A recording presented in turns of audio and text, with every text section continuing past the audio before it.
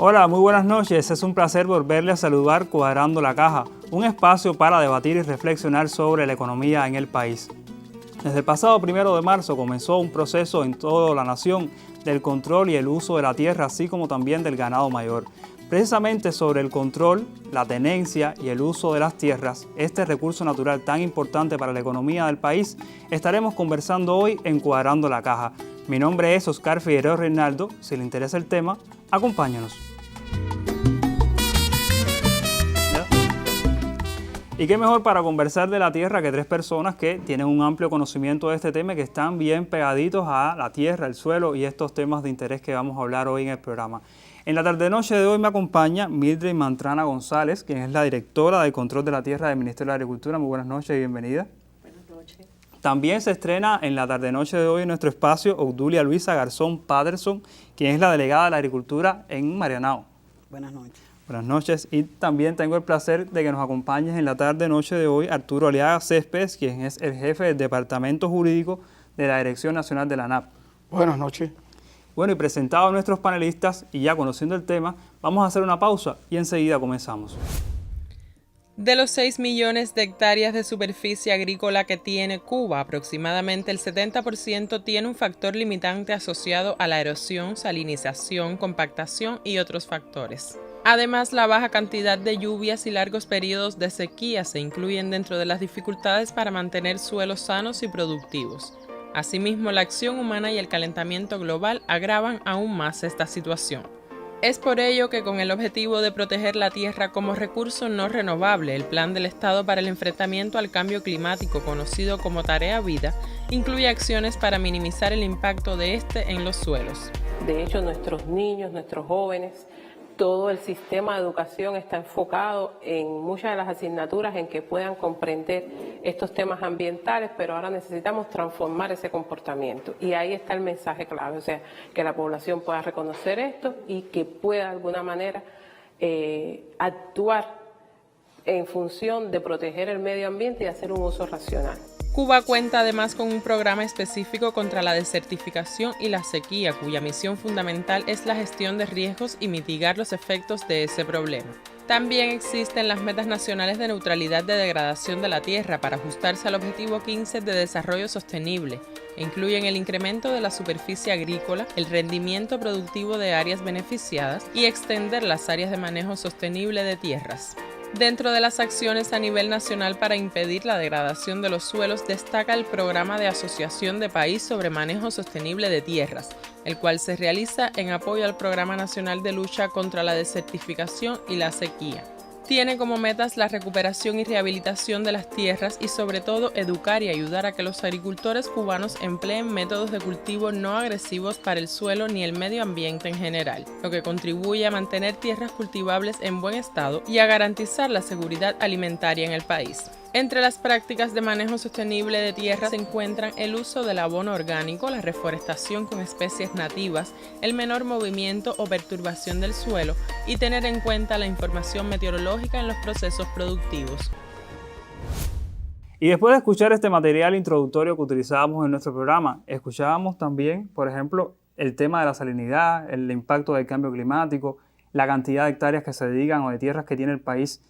Y me salta una pregunta, ¿todas las tierras en el país hoy son cultivables? ¿Todas las tierras se dedican al cultivo de determinado producto? ¿O realmente cómo es la distribución? ¿Cuáles son los usos que se dan a la tierra en nuestro país? Bien, bueno, para comenzar, primero agradecer al programa la oportunidad que nos da para hablar en los medios del tema tan importante como es el tema de la tierra, tan estratégico en los momentos actuales en que nos encontramos, donde el país atraviesa una situación compleja con el tema del aseguramiento de la alimentación. Por tanto, agradecer esa oportunidad y a todos los televidentes que conozcan de estos temas que se van a hablar aquí hoy en el programa. Bueno, hay que explicar que la tierra es un recurso, como explicabas, natural, de lo cual hoy es uno de los que más importante tenemos para poder hacer producir la tierra y poder transformar la situación que tenemos para garantizar la alimentación de la población que tanto nos demanda en ese sentido. Y también hay que decir que el medio fundamental de producción, por el cual hoy nosotros tenemos como identificado el tema de la tierra de seguridad nacional. Por tanto, es estratégico para el país, para aportarle a la economía del país y poder transformar la situación que viene atravesando con relación a la alimentación. Bueno, hoy hay que explicar que existen más de 6 millones de tierras de superficie agrícola del país y de ella el 79% es propiedad estatal socialista. Hay un 7% que es propiedad de las cooperativas de producción agropecuaria y un 13% que es propiedad privada, que es de los agricultores pequeños. Es importante conocer. Ahora, de esa superficie agrícola de la cual hoy tenemos para usos agrícolas, forestales, de frutales, en ese sentido, hoy tenemos un 20% que está destinado a los cultivos temporales, un 24% a los cultivos permanentes y un 56% a la ganadería, que en este caso es el mayor por ciento de la tierra, la tenemos destinada a esa línea de producción. O sea que toda la tierra que tiene el país, no toda se cultiva. No toda es de superficie agrícola, por supuesto, tenemos tierra no es apta para la superficie agrícola, es de otras áreas, por ejemplo, que es de instalaciones, de caminos, que eso no está contemplada, está dentro de la superficie total, pero no está cultivada, por supuesto, en ese sentido. ¿Y qué pasa, por ejemplo, cuando escuchamos, o sea, la calidad de la tierra? Porque también esto es un tema que muchas veces se comenta. O sea, toda la tierra, esa que se puede cultivar, que se le puede poner a producir alimentos, está apta, es de una excelente calidad. A veces hemos escuchado de que hay que explotar mejor la tierra. Coméntenos un poco. Sí, a ver, en este sentido está la vocación agroproductiva de los suelos. Existen 4 categorías. La categoría 1, que es la mejor tierra, la más productiva, que está fundamentalmente para los cultivos varios. La categoría 2, que también es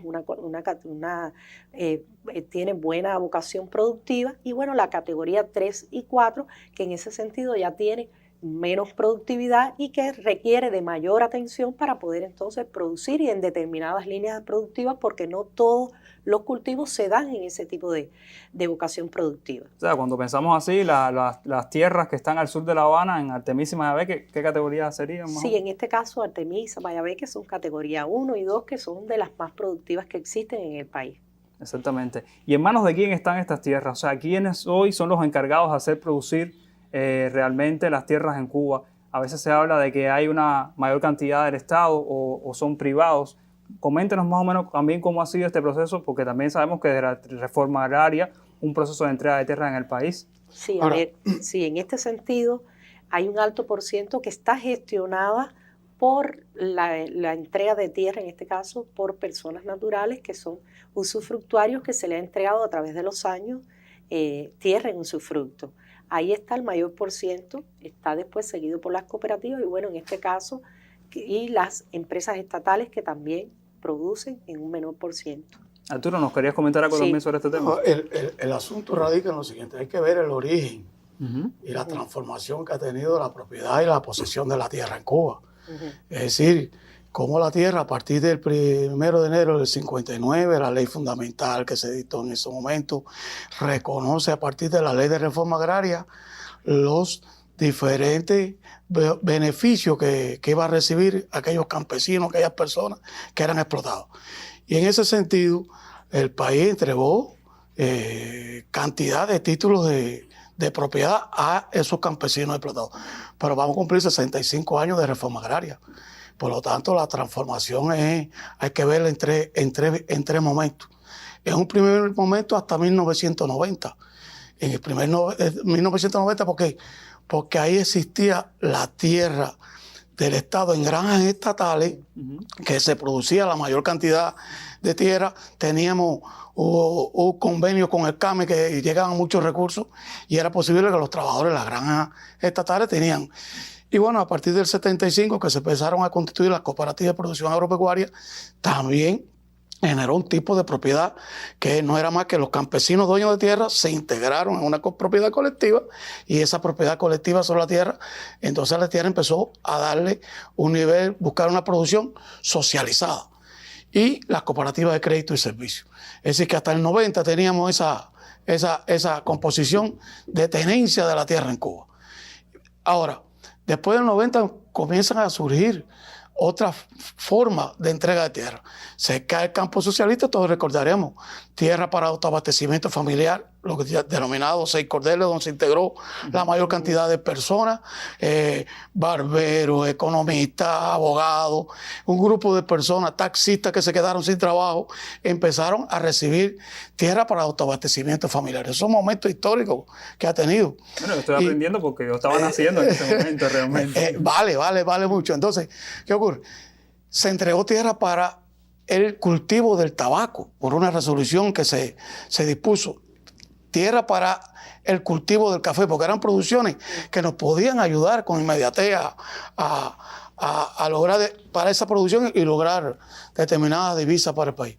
Ahora bien, fue necesario incrementar el Producto Interno Bruto, fue necesario incrementar las relaciones comerciales de Cuba con el mundo, tuvieron dificultades, no las que hay hoy, pero habían dificultades, no teníamos el CAME desapareció el campo socialista, teníamos que subsistir. Y es por ello que a partir del 2008 se entrega tierra masivamente en usufructo a personas que sus fábricas no tenían todo el contenido de trabajo.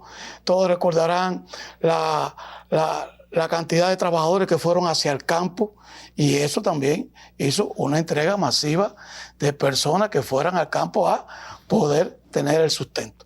Y es lo que ha estado ocurriendo hoy en ese 79% de la tierra que decía Mildred, es la que se ha estado entregando tierra en usufructo, que no es más que la propiedad estatal socialista de todo el pueblo, que ese bien fundamental, que es la tierra, se ha entregado para que las personas puedan obtener determinados beneficios de productivo y producir para el pueblo y para producir para que se pueda generar determinadas producciones que satisfagan la cuestión. O sea, una cosa es la propiedad de esa tierra y otra cosa es la explotación de esa tierra. O de, la gestión. La gestión. Realmente. Sí. ¿Y cómo pasa en un municipio como Marianao, por ejemplo, que con esas características de La Habana, que realmente no tiene grandes tierras para cultivar, tiene este mismo sentido esta distribución? No, a ver, el municipio de Marianao, como usted dice, no es un municipio grande, no es de grandes extensiones de tierra. No obstante, tenemos 5 formas productivas que son donde están insertados los productores. De ellas son 3 cooperativas de créditos y servicios y 2 son unidad básica de producción cooperativa. Ahí están insertados la mayoría, porque el resto, que es en muy pequeña cantidad, son propietarios como tal. Entonces, también Marianao, por su característica, la mayoría de sus producciones está basada en las hortalizas. O sea, no somos grandes productores de viandas, frutales, en pequeña escala, aunque abarca todas las especies. O sea, tenemos forestales, tenemos frutales, tenemos flores, tenemos viandas, tenemos hortalizas, tenemos granos, pero en pequeña cantidad. La mayoría son hortalizas. Y era una pregunta que me viene a la mente escuchando a Obdulia. Cuando a alguien se le entrega la tierra en usufructo, se le da, digamos, usted va a utilizar la tierra para determinado... Se le define la línea de producción fundamental para la cual se va a destinar esa área, teniendo en cuenta la actitud agroproductiva del suelo, y la persona la solicita, y de acuerdo a ese requisito, entonces se le entrega con una línea definida. Mitre, ¿qué es la actitud agroproductiva del suelo para más o menos para que los televidentes ya esas son las entender? Características físicas, agrofísicas del suelo, si tiene vocación productiva para un cultivo, porque a veces usted ve un área, como explicaba ahorita, por ejemplo, la salinidad del suelo, eso impide que se pueda utilizar para un cultivo, y entonces eso va en dependencia de esa actitud agroproductiva. Y también para evitar, y para evitar que un suelo de categoría 1, tú le des un uso que no es el de categoría 1, por ejemplo.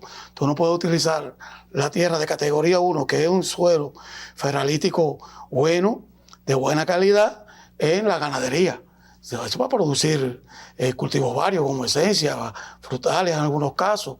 Y entonces esa es la vocación del suelo, para poder diferenciar categoría 1, categoría 2, categoría 3 y categoría 4. Y en el caso de ustedes, en la ANAP, por ejemplo, a esas formas productivas también se le da esta explicación, se le controla. ¿Cómo se controla que las personas estén utilizando el suelo para lo que se le destinó. Sí, a ver, como parte del expediente, el expediente que se le aprueba la entrega de tierra en usufructo a las personas que la solicitan, hay una certificación de los especialistas de suelo donde dicen para qué está apto agroproductivamente ese suelo. Y a partir de ahí se define la línea que está en correspondencia o no con la solicitud de las personas, porque hay personas que vienen solicitando tierra, por ejemplo, para la ganadería, pero la actitud del suelo es de categoría 1 o 2 y entonces precisamente ahí se le explica que debe utilizarla para ese cultivo y no para la ganadería como precisamente lo solicita, o viceversa, porque también hay personas que vienen solicitando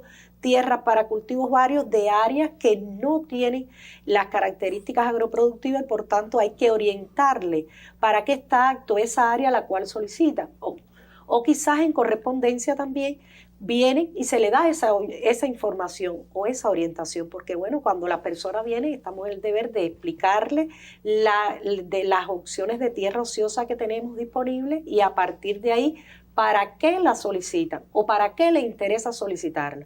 Y un poco que ubicarlo, porque las personas precisamente, como duda que nos preguntó, asimismo tiene la población, no saben realmente si usted ve un suelo, usted dice todo se da en ese suelo. No, precisamente no, para eso hay un especialista de suelo que dice para qué está apto ese suelo agroproductivamente. Y entonces orienta qué debe sembrar o qué no debe sembrar en ese suelo. Bueno, y sí, hablando sobre el tema de los usos, uno de los temas o de las cuestiones más antiguas que yo creo que siempre se ha debatido en los medios de comunicación, pero también por las formas productivas a nivel de gobierno, es el tema de las tierras ociosas. Recuerdo que en el año 2008, más o menos, se dio una campaña bastante fuerte, o sea, el país comenzó a hacer una campaña bastante fuerte sobre este tema. Recuerdo la palabra marabú, era una cosa que se reiteraba muchísimo. ¿Hasta qué punto entonces ha cambiado ese panorama? Vamos a ver una experiencia en Guantánamo sobre el uso de las tierras ociosas para comentar y continuar en este programa. Es Tumba La Habana, un área de intervención ubicada en los límites de los municipios de Guantánamo y El Salvador, donde ya están nuevamente en producción tierras del Patronato del Sistema de la Agricultura o de ASCUA, antes ociosas o deficientemente explotadas. En la zona se han identificado unas 270 hectáreas improductivas. En el mes de febrero empezamos en toda la parte norte del municipio cabecera El Salvador, que ahí hay alrededor de 400 hectáreas que también vamos a hacer el trabajo del estado de explotación que tienen las mismas, el uso y la tenencia, para seguir reordenando y buscando áreas para producir alimentos. Fundamentalmente áreas que estén cerca de fuentes de agua, de río, de pozo. La decisión forma parte de la implementación de las 63 medidas para dinamizar la producción agropecuaria, de las cuales se benefician productores experimentados y noveles. Me beneficiaron con 20 hectáreas para cultivo varios, donde ver resultados de trabajo. Ya llevo aquí un tiempecito, donde tengo estas 2 hectáreas y media de tomate sembrada, que ya arranca en producción, 1 hectárea que ya está culminando que ya vimos el resultado por allá también. El frijol, sembré 2 hectáreas de frijoles en secano. Me entregaron para este objetivo 4.5 caballerías de tierra, dotada de alrededor de 6.000 palmas, lo que genera un gran nivel de palmiche, que es el alimento fundamental, que de hecho es una bondad natural, ¿no? Que no depende de nada más de conservarla. Tenemos 49 hectáreas de tierra, tierra que la mayoría hemos tenido que desbrozar de marabú y maleza grande. Ya tenemos 13 plantadas de naranja, limón y coco, y las otras 36 que se desbrozaron. Se hizo una primera siembra de calabaza, obteniendo cerca de 2.000 quintales de calabaza, toda entregada a la UVB de grano. La experiencia se generaliza en municipios como Manuel Tames y Niceto Pérez, con la proyección mayoritaria de incrementar la cría de ganado mayor y menor y garantizar la alimentación alternativa para los animales. Lo anteriormente expuesto responde a los esfuerzos por lograr el autoabastecimiento municipal y la soberanía alimentaria para satisfacer las necesidades crecientes de la población en medio del recrudecimiento del bloqueo y del impacto de la crisis económica mundial. Isaac García Cárdenas para este espacio informativo. Bueno, escuchábamos y veíamos un reportaje bastante ilustrativo de lo que ha sido este proceso a lo largo del país, pero lastimosamente no en todos los lugares tenemos estas buenas experiencias, digamos, de la entrega de tierras ociosas realmente para hacerlas producir. En el último informe de alta fiscalización que se le hizo a la ministra de Agricultura, uno de los temas que salía y con bastante fuerza era este. Se explicaba que, por ejemplo, según el balance, porque también estamos hablando de que no es una cosa exacta, sino que según el balance nacional que se había hecho, a partir de la declaración de los propios productores, había unas 305.000 hectáreas todavía de tierra ociosa. Sin embargo, me gustaría que ustedes me comentaran por qué todavía persiste este problema y realmente, o sea, de por qué se da, sobre todo en las provincias, y cómo se ha ido erradicando esto. Muchas veces los campesinos también hablan de que hay burocracia, de que hay lentitud a la hora de entregar estas tierras ociosas. Primero vamos a lo primero. ¿Cómo se identifica que una tierra es ociosa y qué se hace para actuar para que se ponga a producir? A ver, mire, en el propio decreto ley 358 que aprueba el proceso de entrega de tierra estatal ociosa en usufructo, se define bien claro el concepto de cuándo una tierra está ociosa o deficientemente explotada. En ese sentido, a partir de ahí, todas las personas tenentes de tierra, pues que estén en ese concepto, pues se identifica y se declaran esas tierras. Hay tierras que aun cuando están ociosas no son objeto de entrega de tierra en usufructo. Por ejemplo, las tierras de las cooperativas de producción agropecuaria, aun cuando están ociosas, no se pueden entregar en usufructo. ¿Por qué? Porque está la limitación que tiene. Después Aliaga pudiera explicar en ese sentido cuántas áreas hoy todavía le quedan a las cooperativas, pero está esa limitación.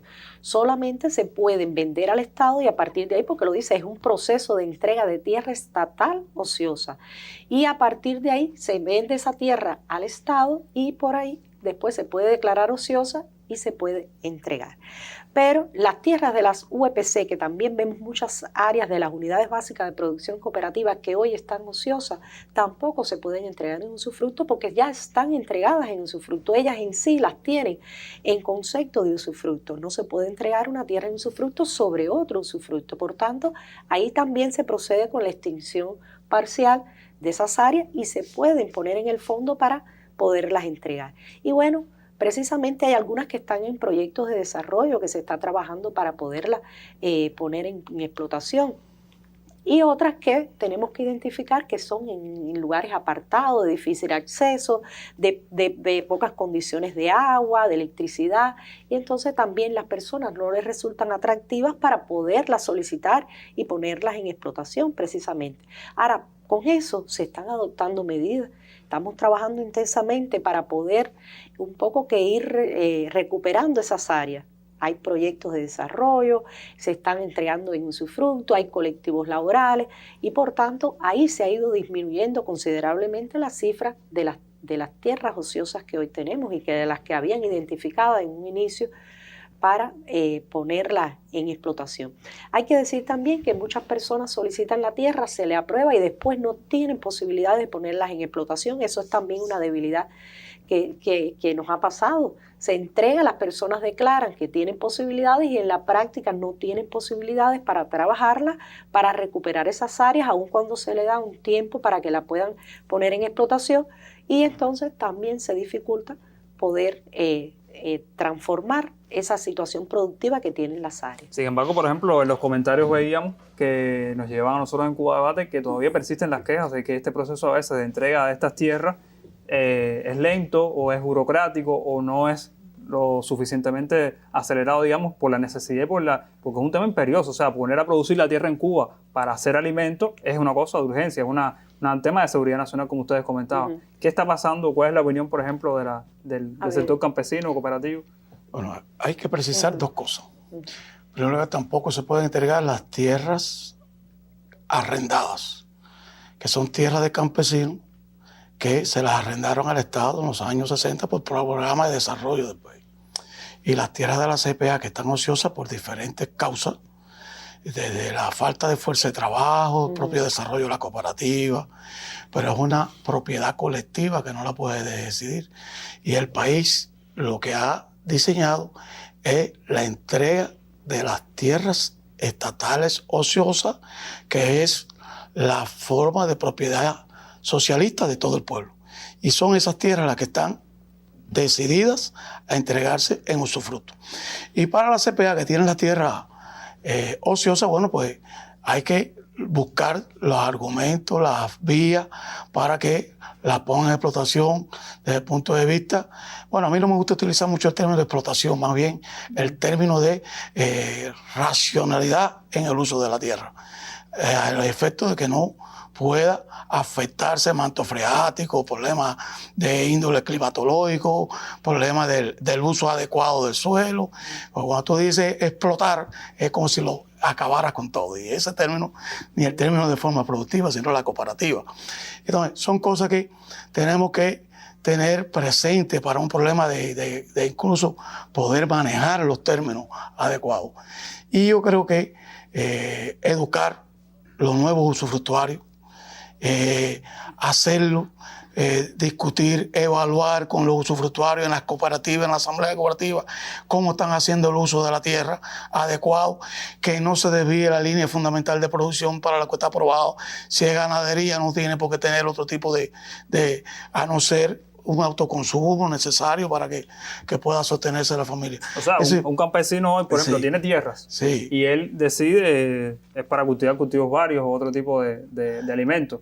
Y si él puede tener también sus vaquitas, su ganado, lo puede hacer. No estamos diciendo, el programa no estamos diciendo en el programa de que se le va a limitar o se le va a sancionar por esto. No. Sin embargo, tiene también un objetivo principal, que es el que por las características propias agroecológicas que tiene este suelo, según entendí, que uno debe explotar. Y hace mucho que se eliminó el monocultivo. Nosotros no hacemos nada con el monocultivo. La diversificación es importante en la agricultura, porque si no, si yo me dedico a producir nada más un tipo de cultivos, no hay sostenibilidad de familia, de la fuerza de trabajo, etcétera, que tenemos allí en cada lugar.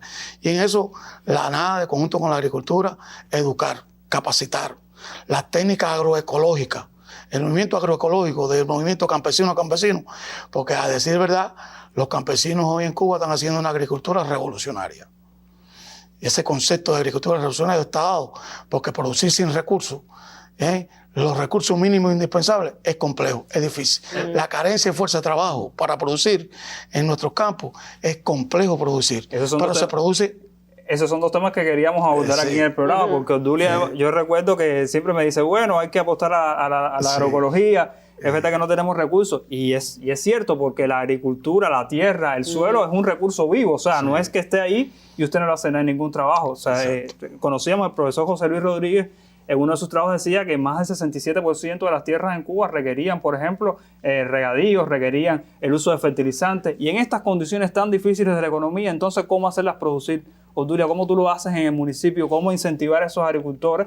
Y bueno, evidentemente, ¿qué dificultades tienen hoy los campesinos para hacerla producir a partir de estas características que estamos teniendo? Sin que alguien vaya a pensar que la sustitución del fertilizante químico tiene alguna posibilidad con los biológicos, eso no es real.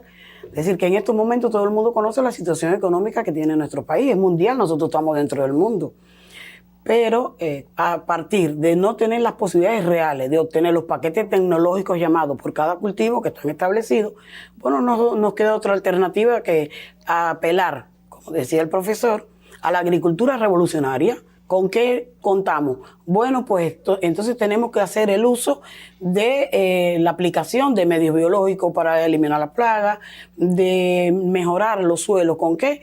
Con el estiércol vacuno con el que contamos, con todos los medios biológicos y naturales con que contamos, que, repito, no sustituye nada que ver con la parte química, pero es lo que tenemos. Y es de alguna manera hacer la agricultura, porque lo que sí no podemos es cruzarnos de brazos. Yo digo que nos toca emanciparnos nosotros mismos y con nuestro propio esfuerzo. Es una necesidad en estos momentos. Nosotros, aparte de lo que decía el profe del monocultivo, además de no tener un solo cultivo, es para la diversificación de plagas. Usted tiene un solo cultivo, le ataca la plaga a ese cultivo, ¿y con qué nos vamos a quedar? Entonces, cuando tenemos varios cultivos, la plaga tiene que ir viendo para dónde va a coger, por decirlo de alguna manera. Y tiene que irse acoplando y nosotros bajar los índices, porque en estos momentos, en Cuba, la mayor parte de lo que tiene que ver con la pérdida de las producciones es por plaga. De eso casi nadie lo habla. pero las plagas constituyen un potencial altísimo que hace que disminuyan los rendimientos agrícolas. Y ese rendimiento también de los suelos, también cómo seguir aumentándolo en estas propias condiciones, porque, por ejemplo, sabíamos que hay muchas veces problemas con el combustible, que es importante. También sabemos que muchas veces los propios lubricantes para otras maquinarias que hacen falta en el campo. O sea, no podemos tampoco obviar eso. Sabemos que muchas de estas condiciones son por el propio bloqueo económico que nos está afectando, sí, pero también hay factores subjetivos que están influyendo en que ese suelo no tenga una mejor explotación. Mira, cuando ella explicaba, yo me acordaba del papel que tiene en todos estos procesos de mejoramiento de la semilla, de mejoramiento de la polinización de nuestras abejas. Conservar nuestras abejas. Las abejas tienen un papel polinizador importante para los buenos rendimientos y para la mejora de la semilla. Y a veces esos son temas que lo discutimos. Yo creo que es importante también tener presente. Por ejemplo, los sistemas de riego en la mayoría son eléctricos, en una gran parte. Bueno, cuando tenemos la afectación lógica que está afectado, bueno, ese sistema de riego no funciona. Tenemos que buscar nuevas alternativas. Tenemos que buscar alternativas desde el punto de vista de las nuevas tecnologías que se van aplicando. Entonces, ese es un proceso que el país, estoy seguro, que viene trabajando para poder buscar nuevas alternativas. Pero el movimiento de campesino a campesino es de suma importancia en el movimiento agroecológico. Que no obtendremos los rendimientos que obteníamos con buenos fertilizantes y con buenos elementos plaguicidas, bueno, no lo obtendremos, pero obtenemos por lo menos la subsistencia. Eso nos obliga a sembrar más en lo que quizás podríamos haber sembrado. Las áreas, sembrar más, y también el uso de la ciencia. Estamos haciendo mucho uso de la ciencia.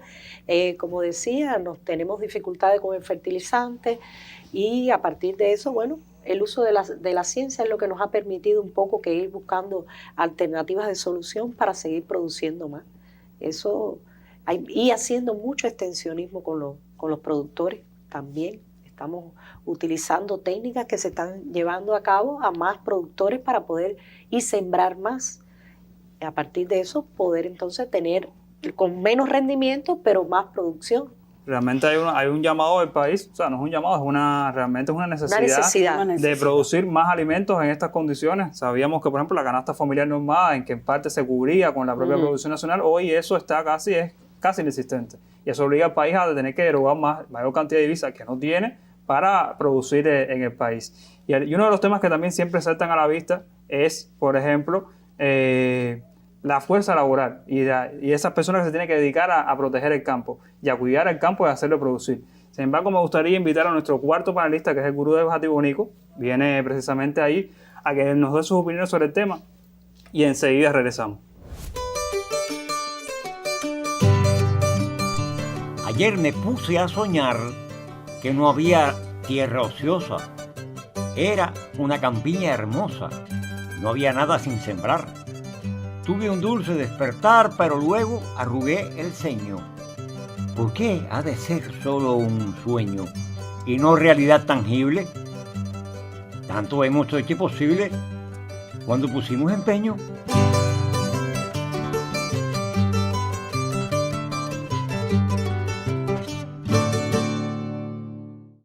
Y se nos quedaba un tema sobre el tapete, y es también esa formación o la cantidad de personas que hoy trabajan en el campo y se dedican a producir esa tierra.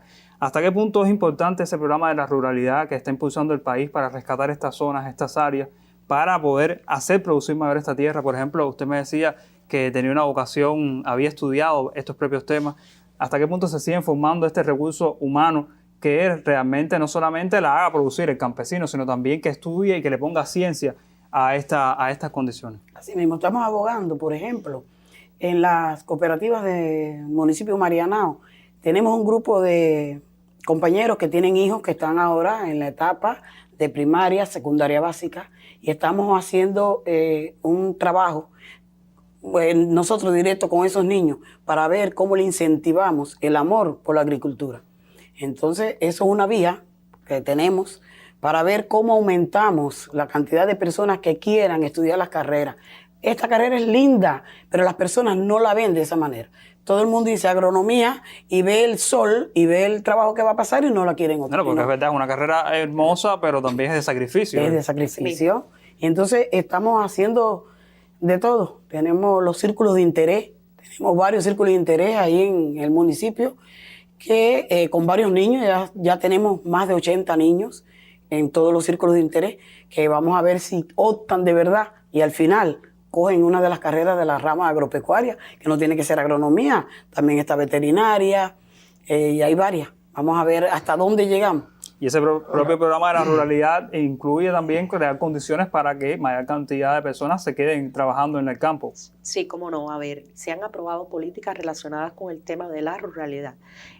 El Ministerio de la Agricultura juega un rol importante en esas decisiones y en esas medidas que se han aprobado. Precisamente con la entrega de tierra en usufructo, nosotros estamos potenciando de regresar personas al campo. Eso es una de las formas que estamos intencionando y priorizando cómo nosotros llevamos más personas al campo, cómo nosotros hacemos que las familias regresen al campo, porque ciertamente muchas personas salieron del campo en un momento determinado cuando las condiciones eran otras, pero ahora se ven necesitados de llevarlos al campo nuevamente para un poco que se establezcan allí, sus producciones están allí y fundamentalmente una de las prioridades que tenemos es con los jóvenes. Estamos trabajando intencionadamente como parte del programa y el proceso de entrega de tierra, dándole prioridad a los jóvenes como una opción de empleo, para que vean que pueden hacer su proyecto de vida en el campo. Tenemos muy buenos ejemplos en el país, donde jóvenes, incluso en lugares donde nadie pensaba que iba a haber un joven que iba a regresar con su familia al campo, personas que no tenían, vivían en la ciudad, en los pueblos, regresaron con su familia al campo en condiciones complejas y sin embargo allí se han establecido, han hecho sus casas, han creado su familia y hay muy buenos ejemplos de eso.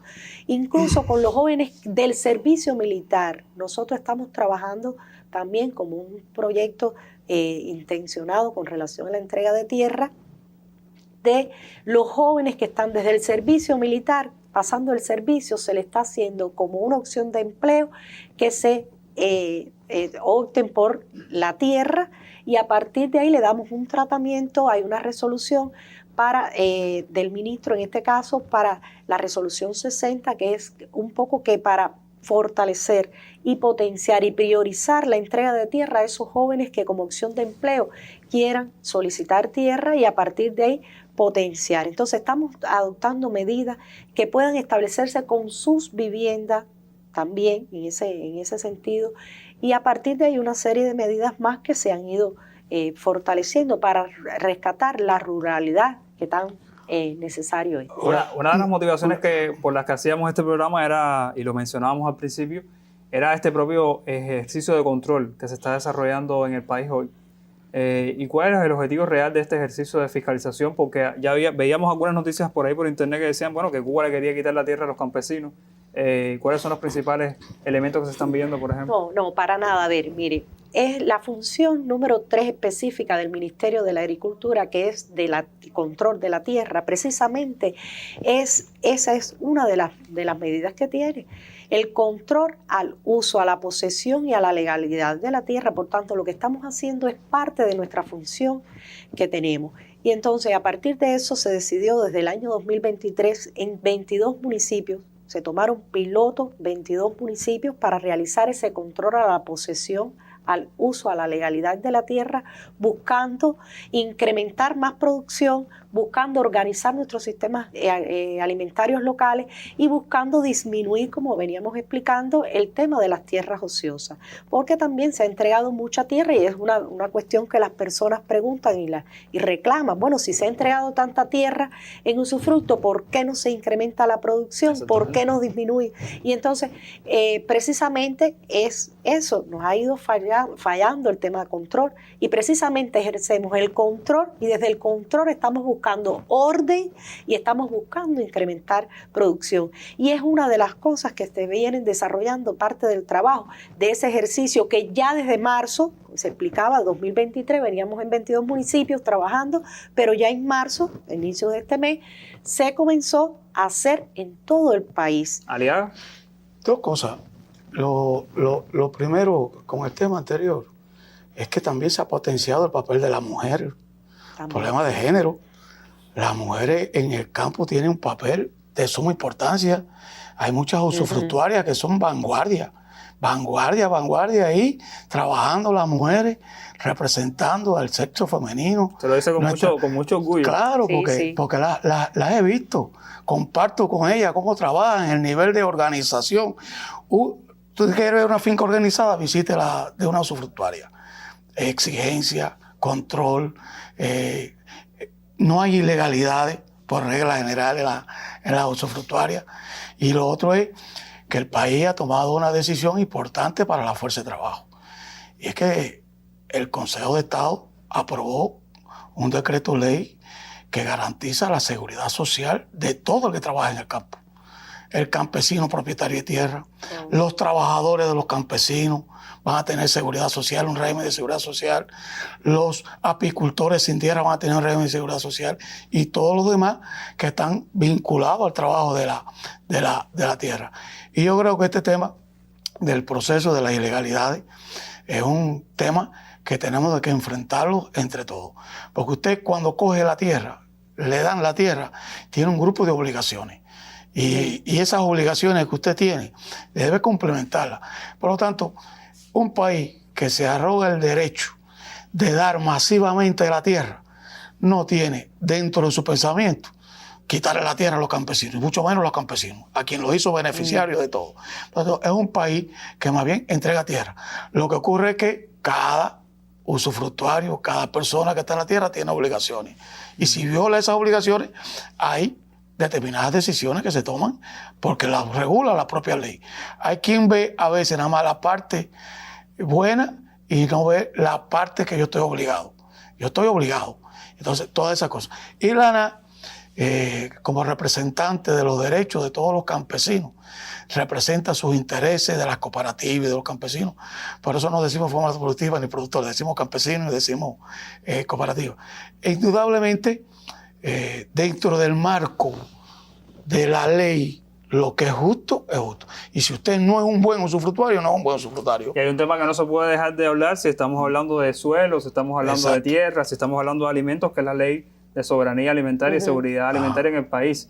A veces uno escucha, bueno, un municipio, y siempre me gusta aterrizar las cosas en el municipio, ese ente clave de nuestra sociedad que se le está dando tanto impulso, digamos, sobre todo en los últimos años, por suerte.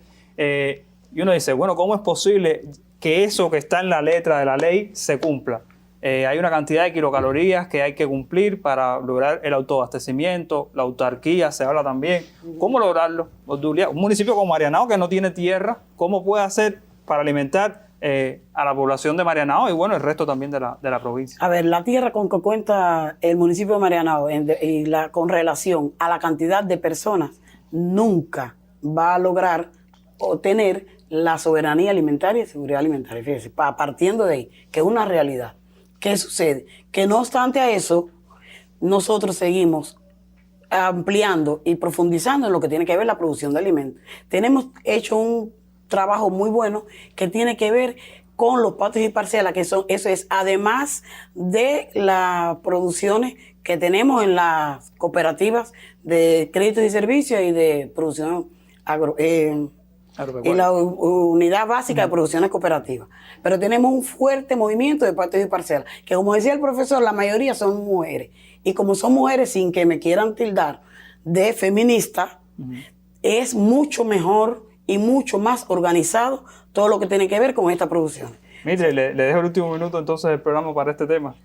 ¿Qué nos tenía que comentar? Sí, le tenía que decir que bueno, que no es el objetivo del control que se viene desarrollando de conjunto con la masa ganadera, no es para quitar tierra, sino para incrementar más producción. Precisamente como le explicaba, incluso tenemos como prioridad a los buenos productores entregarle más tierra. Por tanto, no es el objetivo quitar, sino dar a los buenos, a los que van a contribuir a la producción, a la satisfacción y a la seguridad alimentaria de la población, que en estos momentos tanto necesita. Entonces, precisamente por eso le decía que también otra de las prioridades que viene desarrollando este proceso es entregar tierra a los organismos para su autoconsumo. Estamos también por ahí un poco que buscando esa alternativa para que desde los centros de trabajo los trabajadores sientan también la satisfacción de la alimentación y con ello puedan también satisfacer, es decir, a la familia, porque ya